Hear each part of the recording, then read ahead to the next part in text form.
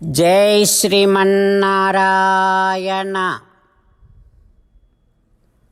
శ్రీమద్భగవద్గీత 9వ అధ్యాయము రాజవిద్య రాజగుహ్యయోగము 1వ శ్లోకము. ఇదంతు తే గుహ్యతమం ప్రవక్ష్యామి అనసూయవే జ్ఞానం విజ్ఞానసహితం యజ్ఞాత్వా మోక్ష్యసే అశుభాత్. ఓం. గీతాచార్యుడు శ్రీకృష్ణ పరమాత్మ అర్జునుడితో పాటు మనందరికీ రాజవిద్య రాజగుహ్య యోగాన్ని ఉపదేశం చేస్తూ ఉన్నాడు. పరమాత్మ ఈ రకంగా అంటూ ఉన్నాడు, అర్జునా, ఇప్పటి వరకు నా మాహాత్మ్యాన్ని నా వైభవాన్ని నీకు చెప్పాను. అయితే నీకేమైనా అసూయ కలిగిందా అంటే అసూయ ఏమీ కనిపించటం లేదు నీలో. అందుకని నీలో అసూయ లేదు కనుక ఇంకా గొప్ప విశేషమైనటువంటి జ్ఞానాన్ని కూడా నేను ఉపదేశం చేస్తాను. భక్తి యోగాన్ని, ఉపాసనా విశేష జ్ఞానాన్ని నీకు నేను ఉపదేశం చేస్తా.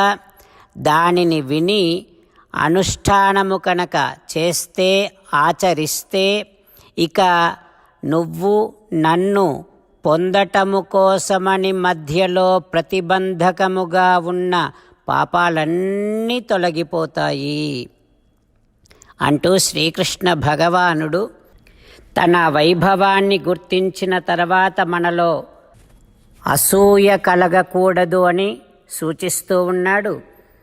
మనకి అసూయ లేకపోవటమే మనకి ఒక యోగ్యత, ఒక అర్హత. దేనికి? ఆ భగవానుడు చెప్పబోయేటటువంటి భక్తి యోగాన్ని పొందటానికి, ఆ భగవానుడు ఉపదేశము చేయబోయేటటువంటి ఉపాసన విశేష జ్ఞానాన్ని పొందడానికి మనకి యోగ్యత ఉన్నట్టు. అప్పుడే మన పాపాలన్నీ కూడా తొలగిపోతాయి. ఆ భగవానుడి ఉపదేశాన్ని మనసారా భావన చేస్తూ శ్రీమన్నారాయణుని వైభవాన్ని గుర్తించే ప్రయత్నము చేస్తూ, శ్రీమన్నారాయణుని వైభవాన్ని గుర్తించి అసూయ చెందకుండా ఉండేటటువంటి ప్రయత్నము చేస్తూ, ఆ పరమాత్మ ఉపదేశము చేయబోయేటటువంటి భక్తి యోగాన్ని శ్రద్ధగా వినడానికి సంసిద్ధులము అవుతూ పరమాత్మ పలికిన పలుకులను అదేవిధంగా పలికే ప్రయత్నం చేద్దాం. ఇదంతు తే గుహ్యతమం ప్రవక్ష్యామి అనసూయవే జ్ఞానం విజ్ఞానసహితం యజ్ఞాత్వా మోక్ష్యసే శుభాత్. అంతేకాకుండా మనం ప్రతిరోజు శ్రీమన్నారాయణుడికి ఒక 8 పనులు చేస్తాం అని మాట ఇద్దాం. ఎందుకంటే శ్రీకృష్ణ భగవానుడు 18వ అధ్యాయములో 65 నుండి 70వ శ్లోకాల ద్వారా శ్రీమద్భగవద్గీత అంతటికీ సారభూతముగా మనకు 8 పనులు చేయమని చెప్పాడు. అలా చేస్తే చాలు, నేను మిమ్మల్ని అన్ని విధాలుగా రక్షిస్తా అని ప్రమాణపూర్వకముగా ప్రతిజ్ఞ కూడా చేశాడు. అందుకని శ్రీమద్భగవద్గీతను అంతటినీ విన్న తర్వాత అర్జునుడు కూడా చివరకు కరిష్యే వచనం తవ, కృష్ణ నువ్వు చెప్పినట్టే చేస్తా అని అన్నాడు. కనుకనే భగవానుడు అర్జునుడికి అన్ని విధాల విజయాన్ని అందించాడు. మనం కూడా ప్రతిరోజు శ్రీమన్నారాయణుడికి ఆ రకంగానే మాట ఇద్దాం. 8 పనులు చేస్తాం అని మనము మాట ఇస్తే అది అష్టాక్షరీ మహామంత్ర జపము చేసినటువంటి ఫలితాన్ని మనకు ప్రతిరోజు ఇస్తుంది. ఇట్లా మాట ఇవ్వటం కంటే గొప్ప పూజ, యజ్ఞము, తపస్సు మరొక్కటి లేనే లేదు. అందుకని నేను అంటూ ఉంటాను, మీరు మనస్సులో భావిస్తూ ఉండండి. ఈ రకంగా మనము మాట ఇస్తూ ఉంటే శ్రీకృష్ణ భగవానుడి ముఖారవిందములో కలిగేటటువంటి ఆనందాన్ని మనం ప్రతిరోజు దర్శిద్దాం, ఆస్వాదిద్దాం. జై శ్రీమన్నారాయణ. హో శ్రీమన్నారాయణ, నువ్వు చెయ్యమన్నట్టే నేను నిన్నే సంతతము ధ్యానము చేస్తూ ఉంటా. హో శ్రీమన్నారాయణ, నువ్వు చెప్పినట్టే నేను నీ భక్తుడిగానే ఉంటా. హో శ్రీమన్నారాయణ, నువ్వు చెయ్యమన్నట్టే నేను నా విధులను కర్తవ్యాలను నీ సేవగా నీ తృప్తి కోసమనే సక్రమంగా నిర్వర్తిస్తూ ఉంటా.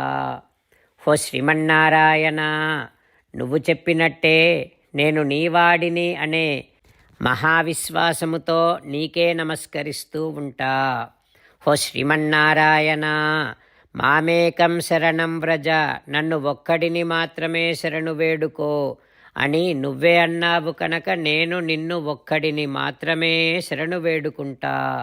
హో శ్రీమన్నారాయణ, మా శుచః, ఇక దుఃఖించకు అని నువ్వే నాకు భరోసా ఇస్తున్నావు కనుక నేను ఇక దుఃఖించను. హో శ్రీమన్నారాయణ, నువ్వు చెప్పినట్టే నువ్వు నా కోసమని అనుగ్రహించినటువంటి శ్రీమద్భగవద్గీతను ప్రతిరోజు కనీసము ఒక్క శ్లోకాన్నైనా జ్ఞాపకం చేసుకుంటూ శ్రీమద్భగవద్గీతను అనుసంధానము చేస్తూ ఉంటా. హో శ్రీమన్నారాయణ, నువ్వు చెప్పినట్టే నువ్వందరి కోసమని చెప్పినటువంటి శ్రీమద్భగవద్గీతను తెలియని భక్తులందరికీ తెలియచేసే నా వంతు ప్రయత్నాన్ని నేను నిరంతరము కొనసాగిస్తూనే ఉంటా. హో శ్రీమన్నారాయణ, నేను నువ్వు చెప్పినట్టే చేస్తా, నీకు నచ్చినట్టే ప్రవర్తిస్తా, నీకోసమే పని చేస్తూ ఉంటా. కరిష్యే వచనం తవ. ఇప్పుడు శ్రీమద్భాగవతాన్ని అనుసంధానం చేసుకుందాం. శ్రీమద్భాగవత గ్రంథానికి నమస్కారం. నిగమకల్పతరోర్గళితం ఫలం సుఖముఖాదమృతద్రవ సంయుతం పిబత భాగవతం రసమాలయం ముహురహో రసికా భువి భావుకాః. శ్రీసుఖ యోగీంద్రుల వారికి నమస్కారం. యం ప్రవ్రజంతమనుపేతమపేతకృత్యం ద్వైపాయనో విరహకాతర ఆజుహావ పుత్రేతి తన్మయతయా తరవోభినేదుః తం సర్వభూతహృదయం మునిమానతోస్మి. నరనారాయణులకు, చతుర్ముఖ బ్రహ్మకు, సరస్వతీదేవికి, వ్యాస మహర్షుల వారికి నమస్కారం.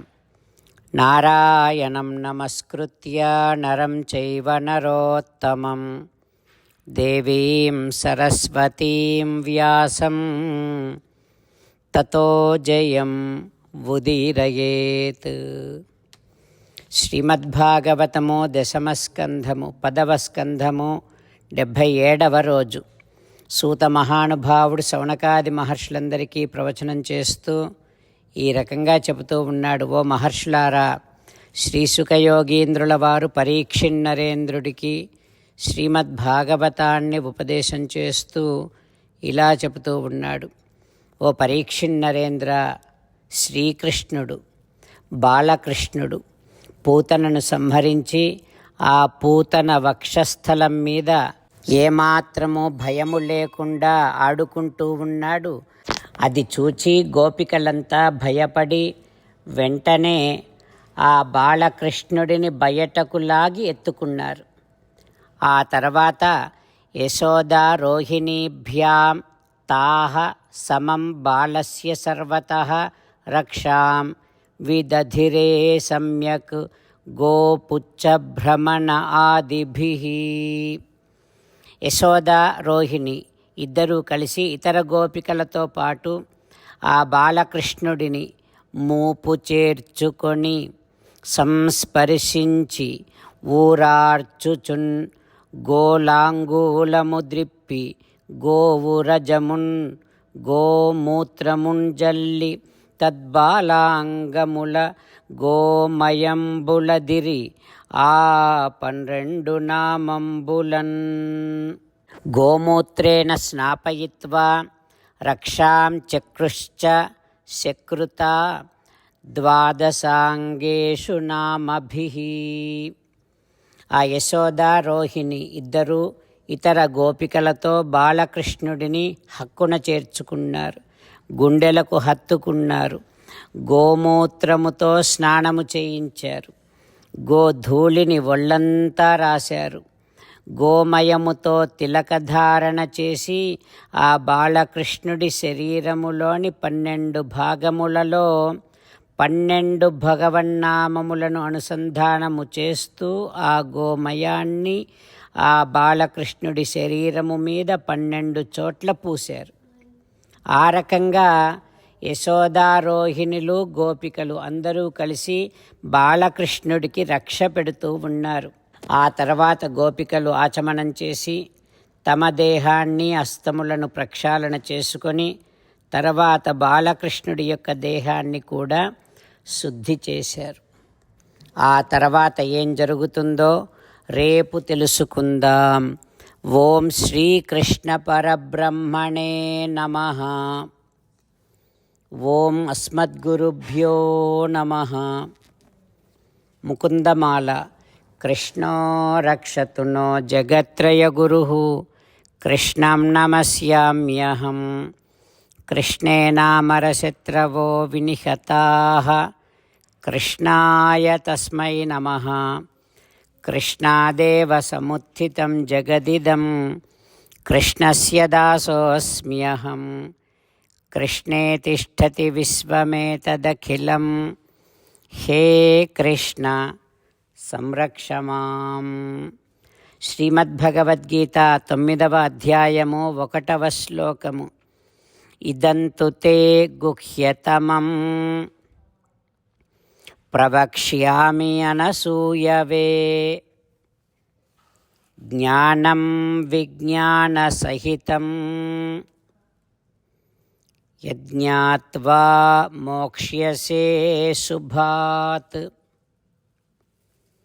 ఇదంతు తే గుహ్యతమం ప్రవక్ష్యామి అనసూయవే. జ్ఞానం విజ్ఞానసహితం యజ్ఞాత్వా మోక్ష్యసే శుభాత్. శ్రీమన్నారాయణ కరిష్యే వచనం తవ. సర్వం శ్రీకృష్ణార్పణమస్తు. జై శ్రీమన్నారాయణ.